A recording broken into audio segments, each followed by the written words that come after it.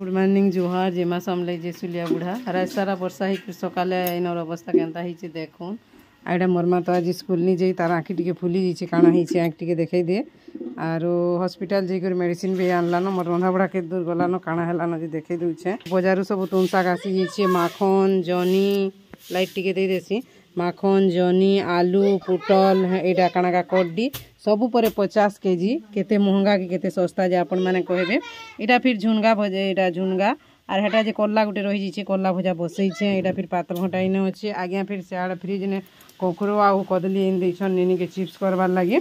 आ एटा जे फिर कल्ला आगे कर लागी भाजी दे फिर हमर सबकर लागी कल्ला भजा बसई छे सबकर लागी कल्ला भजा बसाले टिके लेट है सिगने हेति लागी आगे फिर सियाड़ पूजा पाठ करूछन एटा फिर दाल मोर मूग दाल एटा फिर छती तुन हो गलानो ते काଣା रंधा बड़ा सरी गलानो ठीक अच्छे फ्रेंड्स आज ब्लॉग के भल लागबा बेले वीडियो के लाइक करबे।